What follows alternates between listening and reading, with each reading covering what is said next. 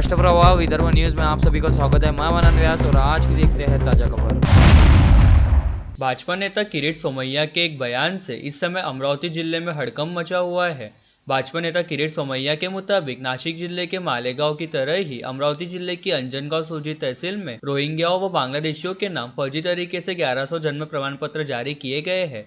सोमैया द्वारा लगाए गए इस आरोप के चलते अंजनगांव सूजी तहसील एवं अमरावती के जिला प्रशासन में अच्छी खासी खलबली मच गई है, जिसके बाद जहां एक और अंजनगांव सूजी की तहसीलदार ने अपने कार्यालय से ऐसी कोई भी गड़बड़ी होने के बाद से साफ तौर पर इनकार किया, वहीं दूसरी ओर मामले की गंभीरता को देखते हुए जिला पुलिस प्रशासन एवं राज्य के खुफिया विभाग के पथकों ने अंजनगांव सूजी पहुंचकर मामले की जांच पड़ताल करनी शुरू कर दी है। बता दें कि विगत दिनों भाजपा नेता किरीट सोमैया ने आरोप लगाया था कि मालेगांव की तरह ही अमरावती जिले के अंजनगांव सूजी परिसर में भी कई बांग्लादेशी व रोहिंग्या अवैध तरीके से बसे हैं, जिन्होंने खुद को उसी क्षेत्र का निवासी बताने हेतु अंजनगांव सूजी के तहसील कार्यालय से फर्जी दस्तावेजों के जरिए अपने जन्म प्रमाण पत्र बनवा लिए हैं। सोमैया द्वारा लगाए गए इस आरोप के चलते जाहिर तौर पर अंजनगांव सूजी शहर व तहसील सहित समूचे अमरावती जिले में अच्छा खासा हड़कंप व्याप्त है तथा प्रशासन के भी कुछ हद तक हाथ पांव फूले हुए हैं। ऐसे में प्रशासन व पुलिस ने इस सनसनीखेज मामले की जांच पड़ताल करनी शुरू कर दी है। वहीं दूसरी ओर भाजपा नेता किरीट सोमैया द्वारा लगाए गए इस आरोप की जानकारी के सामने आते ही अंजनगांव सूजी के तहसीलदार पुष्पा सोलंकी ने मीडिया कर्मियों से संवाद साधते हुए कहा कि उनके कार्यालय से ऐसी कोई गड़बड़ी बिल्कुल भी नहीं हुई है, बल्कि उनके कार्यालय से हाल फिलहाल के दिनों दौरान जितने भी जन्म संबंधित प्रमाण पत्र जारी किए गए हैं उन सभी मामलों में आवश्यक दस्तावेजों की पूरी पड़ताल की गई है और सभी दस्तावेजों की पूर्तता के बाद ही जन्म प्रमाण पत्र जारी किए गए हैं। इसी बीच अंजनगांव सूजी में बांग्लादेशियों व रोहिंग्याओं को फर्जी तरीके से जन्म प्रमाण पत्र दिए जाने की शिकायत के सामने आते ही जिलाधीश सौरभ कटियार ने सतर्कता के उपाय के तौर पर दरियापुर के उपविभागीय अधिकारी की अध्यक्षता के तहत मामले की जांच हेतु एक समिति गठित की है, जिसके उपविभागीय पुलिस अधिकारी, गट विकास अधिकारी व मुख्याधिकारी को भी शामिल किया गया है। इस समिति को पूरे मामले की सघन जांच करते हुए जल्द से जल्द अपनी रिपोर्ट पेश करने का निर्देश दिया गया है। साथ ही पुलिस द्वारा अपने स्तर पर स्वतंत्र रूप से इस मामले की जांच की जा रही है। इस आशय की जानकारी निवासी उप जिलाधीश अनिल भटकर द्वारा दी गई है। वाशिम जिले के रिसोड तहसील के लोनी बुद्रुक में मानसिक रूप से बीमार एक लड़के द्वारा अपने जन्मदाता पिता की हत्या करने की घटना बुधवार दोपहर को गांव में हुई। वाशिम जिले की सीमा पर स्थित लोनी बुद्रुक में हुई इस हत्या की घटना से गांव सदमे में है। घर में निवृत्ति नरवाड़े और उनका मानसिक रोगी बेटा गणेश नरवाड़े थे। इसी समय अचानक गणेश ने अपने जन्मदाता निवृत्ति नरवाड़े के सिर पर प्रहार कर दिया। बुजुर्ग पेशन भोगी निवृत्ति नरवाड़े की मौके पर ही मौत हो गई। पिता की मृत्यु के बाद भी विक्षिप्त गणेश उनके शव के पास बैठा रहा। इस घटना की जानकारी पुलिस पाटिल ने रिसोड पुलिस को दी। पुलिस ने शव का पंचनामा कर पोस्टमार्टम के लिए भेज दिया। रिसोड पुलिस ने आरोपी को हिरासत में लिया है। इस घटना की गंभीरता को समझते हुए पुलिस अधीक्षक नवदीप अग्रवाल, अतिरिक्त पुलिस अधीक्षक लता फड़, पुलिस निरीक्षक भूषण गावंडे मौके पर पहुंचे और मामले की जानकारी ली।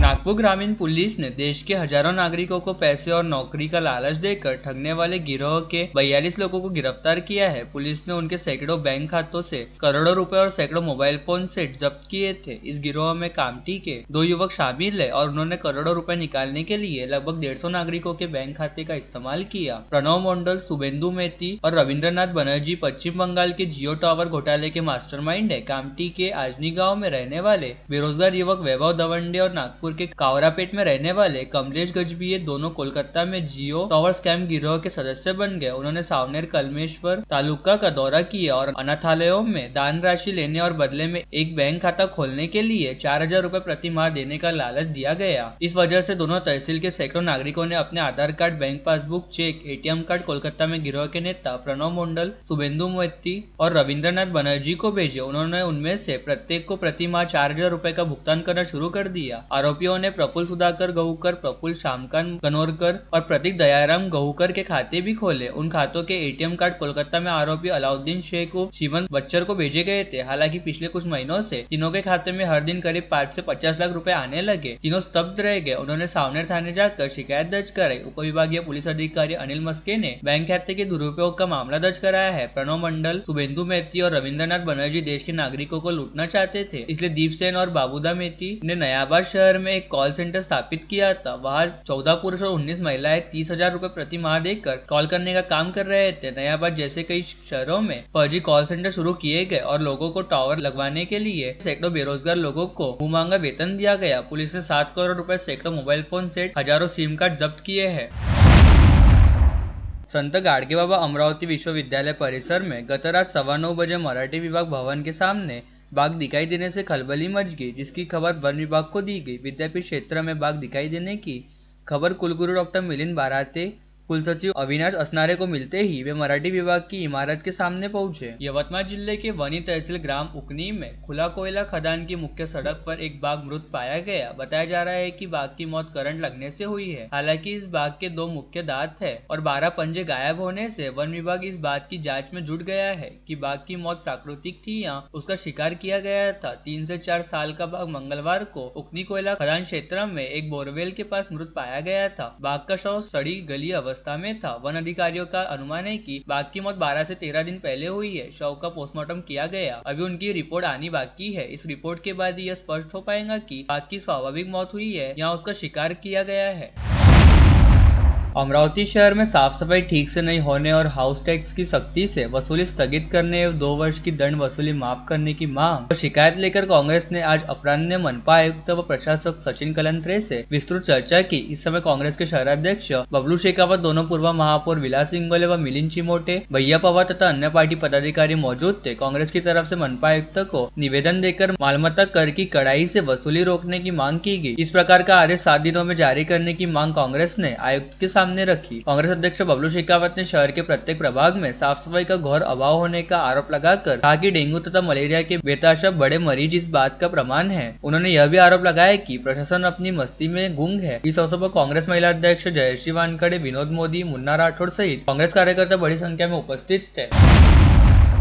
आगामी 11 व 12 जनवरी को association of physician of Amravati द्वारा चिखलदरा में विदर्भ क्षेत्र की 15वीं सालाना कॉन्फ्रेंस का आयोजन किया जा रहा है। चिखलदरा के महफिल मिडोज रिसोर्ट में आयोजित होने जा रही है। इस कॉन्फ्रेंस में समूचे विदर्भ क्षेत्र के फिजिशियनों की उपस्थिति रहेंगी। साथ ही विभिन्न बीमारियों तथा उनके अत्याधुनिक चिकित्सा पद्धति के संदर्भ में इस कॉन्फ्रेंस के दौरान विशेषज्ञों द्वारा मार्गदर्शन करने के साथ ही विभिन्न चर्चा सत्र का आयोजन भी किया जाएगा। इस आशय की जानकारी आज यहाँ बुलाई गई पत्रवार्ता में association of physician of Amravati की ओर से आयोजन समिति के अध्यक्ष डॉक्टर अद्वैत महल्ले व सचिव डॉक्टर तृप्ति जवादे द्वारा दी गई। इस पत्रवार्ता में बताया गया है कि आगामी शनिवार 11 जनवरी को सुबह 9:30 बजे से 11 बजे तक इस कॉन्फ्रेंस के तहत साइंटिफिक सेशन का पहला सत्र आयोजित होगा, जिसके उपरांत 12:30 बजे राज्यसभा सदस्य डॉक्टर अनिल बोंडे व ख्यातनाम न्यूरोलॉजिस्ट पद्मश्री डॉक्टर चंद्रशेखर मेश्राम की प्रमुख उपस्थिति के बीच इस कॉन्फ्रेंस का औपचारिक उद्घाटन किया जाएगा।